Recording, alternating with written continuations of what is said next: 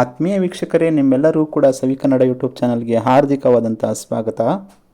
ಇಂದು ನಾವು ಮಾನವನ ಕಣ್ಣಿನ 20 ಅಚ್ಚರಿಯ ಸಂಗತಿಗಳನ್ನು ಈ ವಿಡಿಯೋದಲ್ಲಿ ತಿಳ್ಕೊಳ್ತಾ ಹೋಗೋಣ. ನಮ್ಮ ಮಾನವನ ಕಣ್ಣಿಗೆ ಅದೆಷ್ಟು ಶಕ್ತಿ ಇರುತ್ತದೆ ಅಂದರೆ ಸುಮಾರು 1 ಕೋಟಿ ಬಣ್ಣಗಳನ್ನು ಅದು ಪತ್ತೆ ಹಚ್ಚಬಲ್ಲದು. ಹಾಗೆಯೇ ಮಾನವನ ಕಣ್ಣು ಸುಮಾರು 14 ಮೈಲದಷ್ಟು ದೂರದಲ್ಲಿರುವಂಥ ಕತ್ತಲೆಯ ವಾತಾವರಣದಲ್ಲಿ ಉರಿತಾ ಇರುವಂಥ ಮೇಣದ ಬತ್ತಿಯ ಬೆಳಕನ್ನು ಗುರ್ಸ್ಬಲ್ಲದು. ಹಾಗೆ ಈ ಪ್ರತಿಯೊಂದು ಕಣ್ಣು ಕೂಡ ಸುಮಾರು 10 ಲಕ್ಷಕ್ಕೂ ಹೆಚ್ಚು ನರತಂತುಗಳನ್ನು ಒಳಗೊಂಡಿರುತ್ತೆ. ಹಾಗೆಯೇ ನಮ್ಮ ಕಣ್ಣು ಭಾವನೆಗಳಿಗೆ, ಭಯಕ್ಕೆ, ಉತ್ಸಾಹಕ್ಕೆ, ಆಕರ್ಷಣೆಗೆ ತಕ್ಕದಾಗಿ ನಮ್ಮ ಕಣ್ಣಿನಲ್ಲಿರುವಂಥ ಪ್ಯೂಪಿಲ್ ಅಗಲ ಆಗೋದು, ಹಾಗೆ ಚಿಕ್ಕದಾಗೋದು, ಈ ರೀತಿಯಾಗಿ ತನ್ನ ಪ್ರತಿಕ್ರಿಯೆಯನ್ನು ತೋರಿಸ್ತಾ ಇರುತ್ತೆ.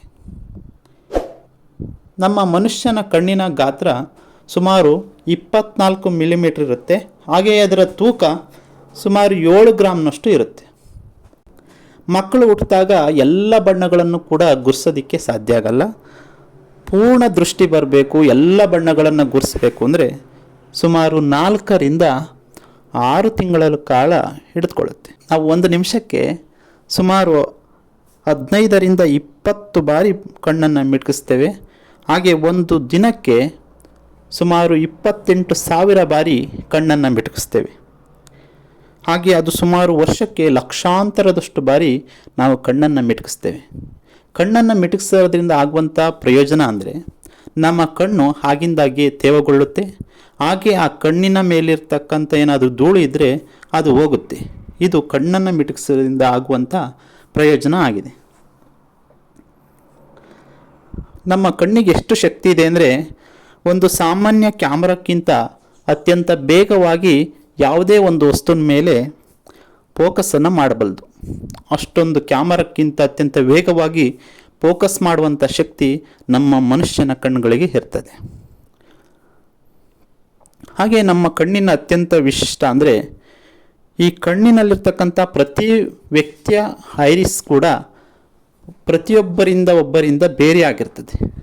ಇದನ್ನು ನಾವು ಬಯೋಮೆಟ್ರಿಕ್ ಕೂಡ ಬಳಸೋದನ್ನು ನಾವು ನೋಡ್ಬೋದು. ನಾವು ಫಿಂಗರ್ ಪ್ರಿಂಟ್ಗಿಂತ ಐರಿಸ್ ಅಂದರೆ ಕಣ್ಣಿನ ಐರಿಸ್ ಪ್ರತಿಯೊಬ್ಬರಲ್ಲೂ ಕೂಡ ಬೇರೆ ಆಗ್ತಿರುತ್ತೆ ಅನ್ನೋದನ್ನು ನಾವು ನೋಡ್ಬೋದು. ನಾವು ಹಾಕುವಾಗ 3 ಥರನಾಗಿರುತ್ತೆ. ಅಂದರೆ ಕಣ್ಣೀರು ಹಾಕೋದಲ್ಲಿ ಸಾಮಾನ್ಯವಾಗಿ ಕೆಲವೊಮ್ಮೆ ತೇವಯುತವಾಗಿ ಬರೋದಕ್ಕೆ, ಕಣ್ಣು ತೇವಯುತವಾಗಿರೋದಕ್ಕಾಗಿ ಕಣ್ಣೀರು ಬರುತ್ತೆ.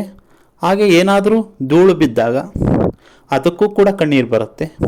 ಹಾಗೆ ಇನ್ನೊಂದು ಭಾವನಾತ್ಮಕತೆ, ಅತಿಯಾದ ಸಂತೋಷ ಅಥವಾ ದುಃಖ ಆದಾಗೂ ಕೂಡ ಕಣ್ಣೀರು ಬರುತ್ತೆ. ಕಣ್ಣಿನ ದೃಷ್ಟಿ ಚೆನ್ನಾಗಿರಬೇಕು ಅಂದರೆ ಹೆಚ್ಚು ಉತ್ತಮವಾದ ನಿದ್ರೆಯನ್ನು ಮಾಡಬೇಕಾಗುತ್ತೆ.